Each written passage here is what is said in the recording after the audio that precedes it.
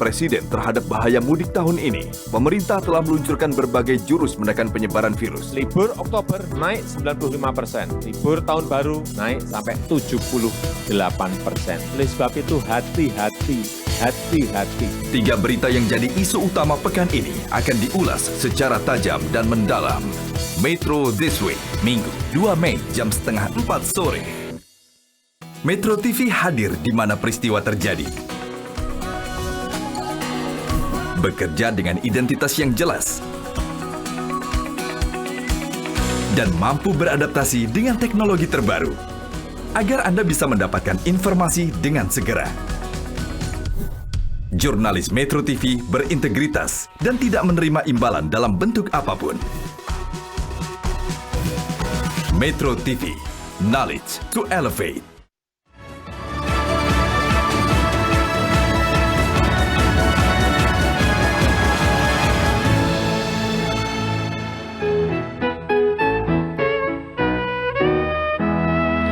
Pagiku cerahku, matahari bersinar, ku gendong tas merahku di pundak.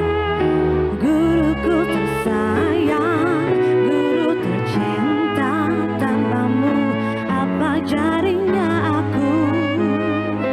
Tak bisa baca tulis, mengerti banyak hal. Guruku, terima kasihku.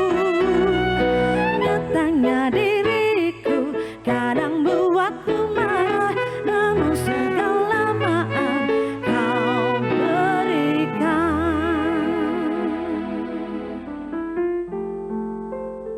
Selamat pagi pemirsa, apa kabar? Inilah Hari Pendidikan Nasional Sigap Membangun Negeri. Kalau kita berbicara mengenai bagaimana kita harus sigap membangun negeri, berarti harus punya generasi-generasi muda yang unggul. Itu juga yang dikatakan oleh Presiden Republik Indonesia, Bapak Joko Widodo. Nah, membangun generasi unggul salah satunya dengan dasarnya adalah pendidikan. Dan tepat sekali kalau kita berbicara mengenai bagaimana kualitas pendidikan kita, kurikulumnya, pengajarnya, termasuk juga sarana dan prasarana yang mendukung bagaimana anak-anak bisa menjadi generasi-generasi yang unggul. Untuk itu, pagi hari ini kita akan berbincang-bincang bersama dengan Direktur Prasarana Strategis Kementerian Pekerjaan Umum dan Perumahan Rakyat, Bapak Insinyur Iwan Supriyanto MT. Apa kabar Pak Iwan? Baik, Mbak Tantri.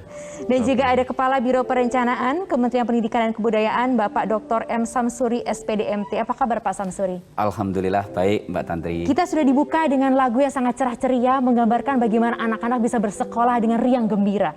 Tapi pandemi menuntut semua anak untuk di rumah, terkurung di rumah sampai saat ini. Saya akan ke Pak Samsuri terlebih dahulu.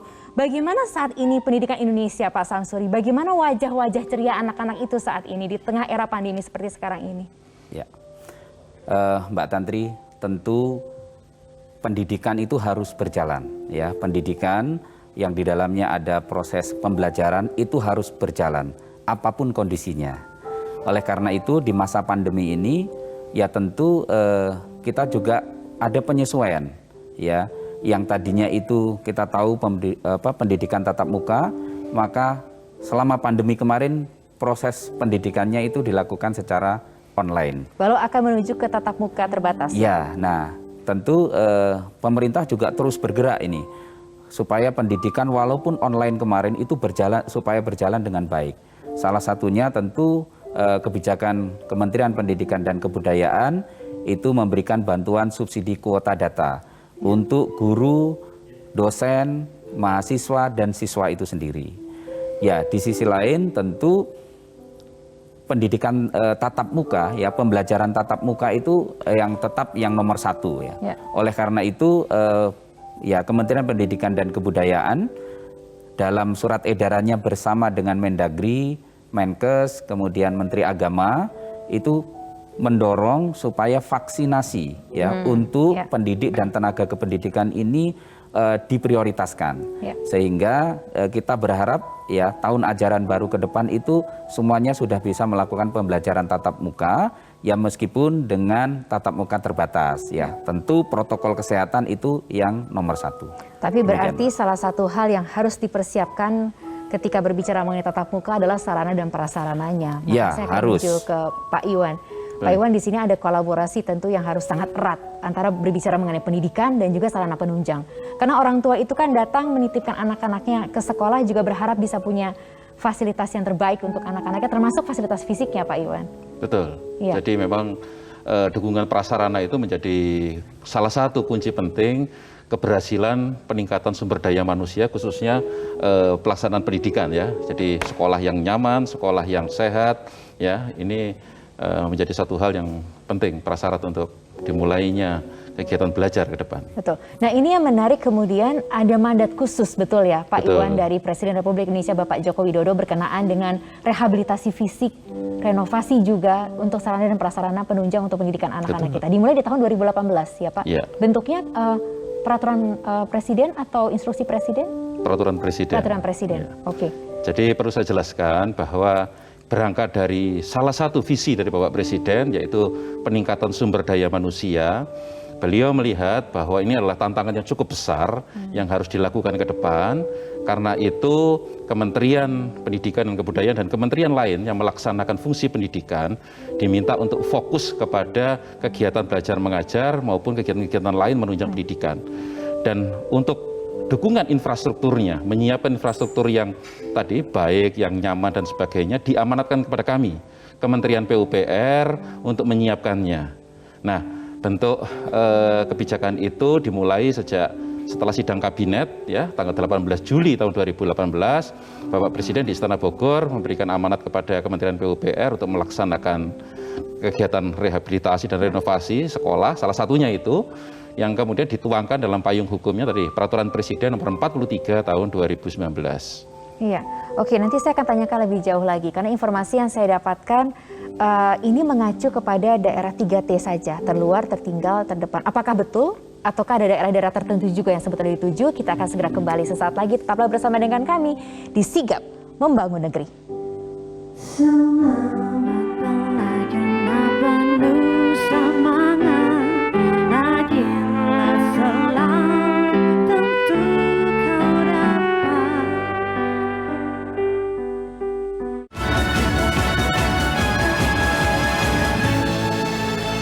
Dipersembahkan oleh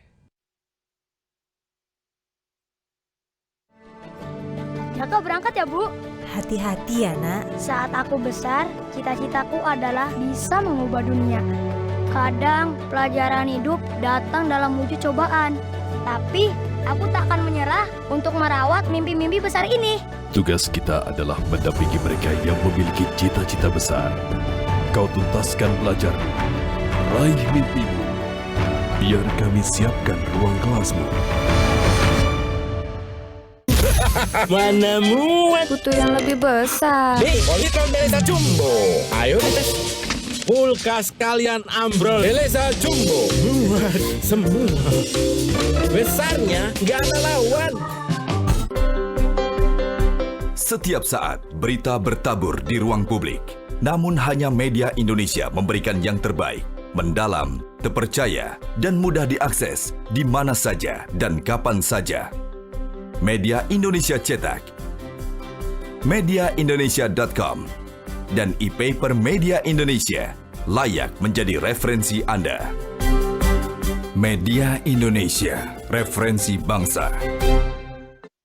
Berbagi cerita seputar masalah kesehatan langsung dari sumbernya. Pas masuk rumah sakit itu langsung tesnya 270.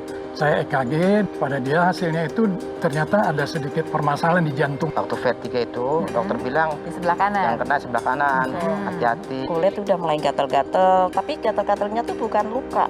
Bagaimana cara agar kesehatan kita tetap terjaga? Apa saja solusinya? Saksikan Go Healthy di Metro TV.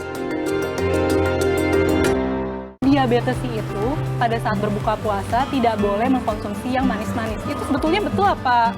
Bagaimana itu? Betul, ini betul sekali. Ya, dok. Mungkin juga banyak penyandang diabetes yang bingung dok ketika mengatur pola makan. Karena bingung nih kalau 30-40% mungkin mereka akan bingung. Tetapi ada nggak sih cara yang lebih aplikatif, yang lebih mudah diterapkan bagi penyandang diabetes? Itu penting. Metro Eye Care, puasa di tengah pandemi bagi penyandang diabetes. Hari ini jam 10 pagi. Das Arts on Stage, setiap hari jam 4 sore.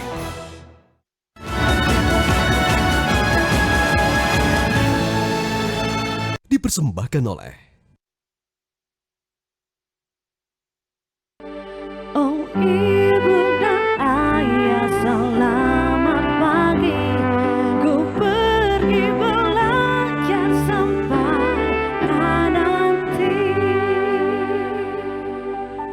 Harapan seluruh masyarakat Indonesia, terutama anak-anak generasi unggul adalah bisa datang ke sekolah, berangkat ke sekolah, memiliki fasilitas sekolah yang terbaik. Sehingga mereka bisa menjadi generasi-generasi unggul dari masa depan bangsa kita. Dan itu pasti harapan kita semua, betul begitu ya Pak Iwan dan juga Pak Samsuri. Tapi sekarang kan kondisinya memang harus kita cermati juga, prasarana dan sarananya belum bisa semuanya menunjang bagaimana menjadi generasi yang unggul itu. Tadi ketika dikatakan ada mandat dari Presiden, Pak Iwan menyatakan bahwa memang ada prioritas-prioritas yang diberikan untuk rehabilitasi, renovasi sarana dan juga prasarananya. Ini sekolah dan perguruan tinggi negeri ya Pak? Iya. Oke, di mana saja? Daerah 3T saja atau sebetulnya ada prioritas tertentu? Iya, saat ini kalau kita bicara kualitas ya prasarana pendidikan memang di seluruh Indonesia ini beragam. Dan fokus saat ini yang kita tekankan adalah prioritasnya adalah di daerah 3T yang tertinggal, terdepan dan terluar ya setelah daerah-daerah afirmasi ya. Afirmasi adalah apa Pak? Afirmasi adalah daerah-daerah yang memang membutuhkan keberpihakan ya untuk penanganannya. Dan kemudian kami dari sisi PUPR melihat adalah sekolah-sekolah yang kondisinya rusak berat. Ini adalah bagian upaya mitigasi risiko, dan yang kedua adalah memastikan kegiatan-kegiatan belajar nantinya itu benar-benar aman begitu. Nah itu daerah prioritas. Kemudian yang berikutnya untuk perguruan tinggi, ini ada beberapa aset yang konstruksi dalam pengerjaan ya. Jadi artinya yang tidak terselesaikan beberapa tahun yang lalu, ini yang kita lanjutkan. Karena ini adalah sebuah investasi ya, adalah anggaran negara yang sudah dikeluarkan yang harus kita tuntaskan agar segera bisa memperoleh manfaat. Itu yang kita prioritaskan saat ini. Ini berkoordinasinya bagaimana dengan Kementerian Pendidikan dan Kebudayaan? Karena ada wilayah-wilayah di luar dari yang disebutkan, berarti tidak ikut untuk direhabilitasi atau direnovasi? Itu prioritasnya. Prioritas. Sebenarnya seluruh Indonesia ya kita tangani, tetapi prioritasnya adalah daerah-daerah tersebut. Daerah-daerah ini kan memang kesulitan untuk menyentuh ke sana ya. Jadi kalau kami Kementerian PUPR tidak hadir di sana, siapa lagi yang akan menangani? Ini adalah bukti ya negara hadir ya untuk melakukan penanganan. Gitu. Berarti strategi koordinasinya seperti apa Pak Samsuri? Jadi begini Mbak Tantri, yang pertama tentu satuan pendidikan atau perguruan tinggi mana saja yang ditangani itu PUPR berkoordinasi dengan Kementerian Pendidikan dan Kebudayaan. Jadi itu bersama ya. Ini yang basisnya dana dari APBN fungsi pendidikan yang ada di PUPR. Nah, di sisi lain untuk penanganan sarana prasarana itu ada pendanaan dari dana transfer daerah ya, yaitu dana alokasi khusus fisik ya. Nah, itu tentu kita berkolaborasi dengan PUPR itu untuk memastikan daerah-daerah yang telah ditangani dengan dana alokasi khusus fisik itu tidak tumpang tindih dengan yang di PUPR. Ini untuk sekolah dari PAUD sampai dengan menengah atas ya. Termasuk madrasah? Kemenak itu ya. Madrasah PUPR tentu berkoordinasi dengan Kementerian Agama. Tapi masuk di sana juga ya Pak sebetulnya ya. Nah, itu dari dana alokasi khusus. Kita ada tahun 2021 ini sekitar 31.695 sekolah atau satuan pendidikan yang ditangani. Kemudian untuk perguruan tinggi ya, tadi yang istilahnya konstruksi dalam pengerjaan yang ditangani PUPR itu terus jalan. Di sisi lain Kementerian Pendidikan dan Kebudayaan kalau perguruan tinggi kita juga mendorong ya melalui pembiayaan dari surat berharga syariah negara, kemudian dari PNBP, BLU masing-masing perguruan tinggi. Demikian Mbak Tantri. Pak Iwan, informasi yang kami dapatkan itu sampai sejauh ini kurang lebih sudah berjalan hampir 2 tahun ya Pak Iwan. Setelah mandat itu keluar dari Presiden Republik Indonesia, ada 3.000 yang sudah dilakukan renovasi dan rehabilitasi, betul Pak? Jadi yang perlu saya sampaikan sejak 2019 PUPR menangani sudah ada 1.793 sekolah yang sudah selesai dibangun dan sudah dimanfaatkan. Kemudian ada 53 gedung ya PTN yang sudah kami selesaikan. Sampai 3.000 memang sedang berproses saat ini ya tahun 2021 ini. Kita harapkan target itu bisa tercapai di akhir 2021 ini, meskipun kita dalam situasi pandemi COVID ya gitu ya, tapi tetap kita lanjutkan. Iya. Satu lagi Mbak Tantri, Singkat, untuk pembangunan sarana prasarana pendidikan ini selain pemerintah pusat ya melalui dana transfer dan juga dari PUPR tadi, pemerintah daerah juga harus ya fokus ke sana juga, ya, khususnya daerah-daerah yang memiliki kapasitas fiskal yang baik. Gitu. Betul.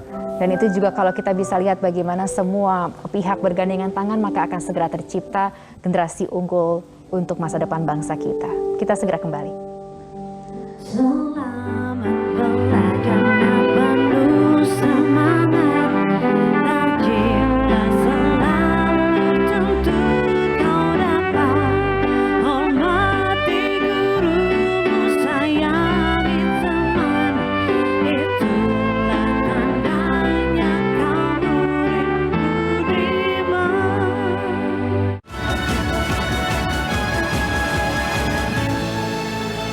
Dipersembahkan oleh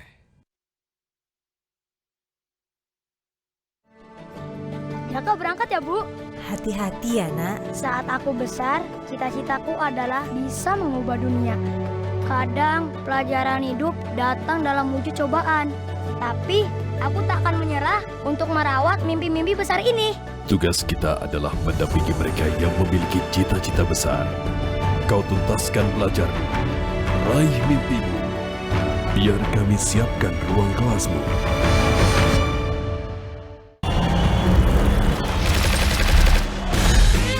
Smart TV Polytron Soundbar lengkap dengan ribuan jam tayangan hiburan, live music, acara anak-anak yang mendidik, dan olahraga dunia. Pencapaian media Indonesia sepanjang tahun 2020-2021. Asian Media Awards 2020, Bronze Winner, penghargaan dari Badan Usaha Kemendikbud 2020, penghargaan dari PT KAI 2020. Indonesia Print Media Awards 2020 and 2021, penghargaan dari BNPB 2021, penghargaan dari Badan Bahasa 2021. Indonesia Print Media Awards 2021, Gold Winner. Media Indonesia, a part of Media Group News. Dengan bangga kami persembahkan Media Academy's Public Training in May 2021 dengan beragam tema. Brand Communication Strategy in Social Media with Hilda Rahmawati, 4 Mei.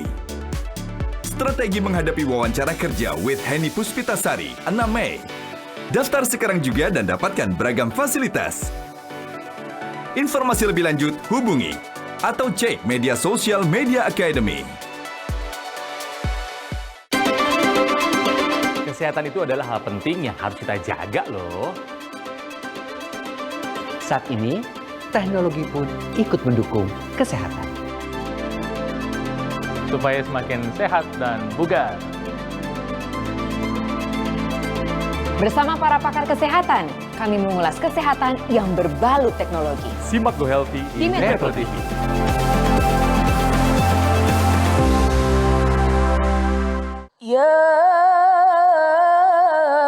Apa faedah kita berpuasa di bulan Ramadan? Tidak hanya dalam hal ketakwaan kepada Allah. Bulan suci Ramadan ini bisa kita jadikan semacam bengkel spiritual untuk memperbaiki kerusakan-kerusakan yang terjadi dalam diri kita. Dengan berpuasa itu adalah menjadi training kita untuk menjadi manusia sejati, sehingga tertanam karakter tauhid. Khasanah Islam, puasa membentuk akhlak. Hari ini jam 2 siang. Semua ujian pasti ada ujungnya. Vaksin untuk Indonesia. Setiap Jumat jam 8 malam.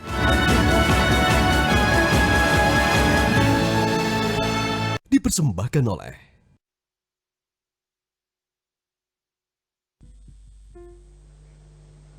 Iya, pemirsa, kita kembali lagi di Sigap Membangun Negeri, bagaimana semua bergandengan tangan dan sigap untuk bisa memberikan atau menciptakan generasi unggul, anak-anak yang akan membangun bangsa kita tercinta. Itu yang kita perbincangkan pada pagi hari ini. Pak Iwan dan juga Pak Samsuri, ini konsep penanganannya seperti apa sih sebetulnya, Pak Iwan? Ya, jadi konsep penanganan yang kita lakukan pertama adalah tentunya pemenuhan terhadap persyaratan atau standar dari Kemendikbud ya, kaitan dengan ruang kelas dan semua fasilitas pendukungnya. Yang kedua, memenuhi persyaratan teknis bangunan gedung. Ini kita harus pastikan bahwa bangunan tahan gempa, layak fungsi gitu ya. Dan yang ketiga, karena sekolah dan sebagainya adalah bukan hanya tempat belajar, tapi juga pengembangan karakter.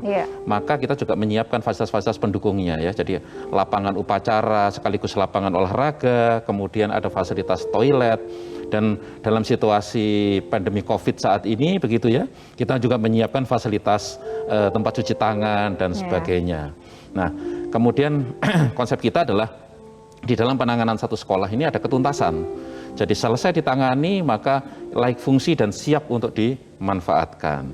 Dan ini inovasi-inovasi yang kita lakukan saat ini adalah kita siapkan saat ini adalah pedoman teknisnya ya.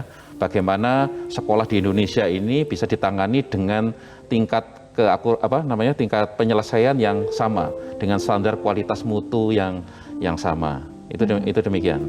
Itu kalau melihat apa yang jawaban yang diberikan oleh Pak Iwan sepertinya memberikan harapan bagi seluruh anak-anak Indonesia untuk bisa bersekolah dengan prasarana dan sarana yang memadai.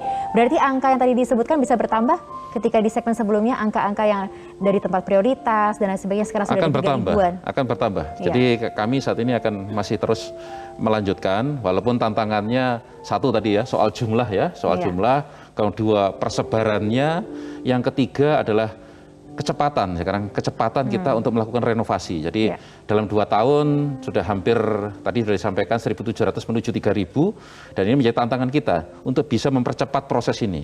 Ya, itu tantangan kita. Jadi mulai dari tadi perencanaan kita standarkan, kemudian nanti delivery pengadaannya, termasuk ke depan kita akan menggunakan e-katalog ya untuk rehabilitasi sekolah dan pembangunan sekolah baru gitu ya, dimanapun kita berada, sehingga jumlah yang akan ditangani ini akan bisa lebih banyak lagi.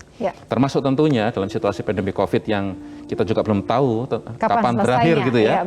Maka di dalam pelaksanaan konstruksi kita juga perlakukan konstruksi yang aman ya. Jadi artinya juga memperhatikan dengan situasi pandemi COVID ini. Protokol kesehatan diterapkan. Protokol kesehatan sangat ketat itu. Oke, jadi harapannya apa Pak Samsuri ketika kolaborasi atau kerjasama ini betul-betul ketat dilakukan? Ya, tentu yang pertama harapannya dengan kolaborasi dengan berjalan baik dalam penyediaan sarana prasarana pendidikan, itu kita berharap ya akses untuk pendidikan itu makin baik ya.